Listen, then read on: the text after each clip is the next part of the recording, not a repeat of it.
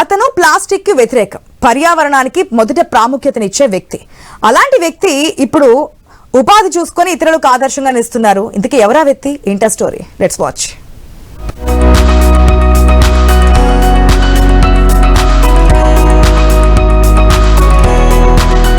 ఇతనే రాజుల కృష్ణమురళి. ఊరు నిజామాబాద్ జిల్లా కమ్మర్పల్లి, మండలం చౌటపల్లి. వృత్తిరీత్యా కిరాణా షాప్ ఉంది. కృష్ణమురళి చేతిలో ఉన్న ఈ ఆకులు చూశారా? ఇవి మోదుగు చెట్టు ఆకులు. వీటిని విస్తర్లుగా చేసి విక్రయిస్తూ ఈ ప్రాంతంలోనే కాదు పలు దేశాలకు ఆర్డర్లు ఇచ్చే స్థాయికి చేరుకున్నారు.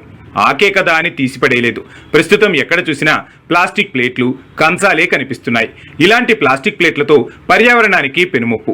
పర్యావరణ హితం కోసం తపించే కృష్ణమురళి తన వంతుగా ప్లాస్టిక్ కు చెక్ పెట్టాలని అనుకున్నారు. అయ్యప్పలకు ప్రకృతి ఇచ్చిన వరంగా మోదుగా ఆకుల ఇస్తార్లను అందించాలనే తపనతోటి నేను దీని ఆలోచనను పెట్టి మిషన్ మీద కుట్టడానికి ఒక నిర్ణయం తీసుకున్నాను. తర్వాత ఇది కాలుష్య నివారణకి ఎంతో గొప్ప వరం కాబట్టి అదే విధంగా ఆ రకంగా ఇయ్యాలన్న ఉద్దేశంతో నేను చేస్తూ ఇప్పటి వరకు భక్తులకు కుటుంబాలకు వాళ్ళకు సప్లై చేసినాను. అయితే ఇక నుంచి నేను నలుగురికి ఒక ఉపాధి కల్పించాలన్న ఆలోచన కూడా నాకు వచ్చింది. నా స్నేహితులు కూడా ప్రోత్సహిస్తున్నారు. మోదుగు చెట్టు ఆకులు అడవుల్లో సహజ సిద్ధంగా లభిస్తాయి. ప్రత్యేకంగా కూలీలను పెట్టుకుని ఏడాదికి సరిపడా ఒకేసారి ఆకులు సేకరించి పెట్టుకుని వాటిని ఇంటి దగ్గరే ఆరబెట్టి ఇలా మిషన్ పై కుట్లు వేస్తారు.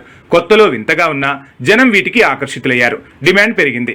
శుభకార్యాలకు కూడా ఆర్డర్లు వస్తున్నాయి. కృష్ణమురళి ప్రయత్నం ఎల్లలు దాటడంతో విదేశాలకు ఆర్డర్లు పంపుతున్నారు కూడా.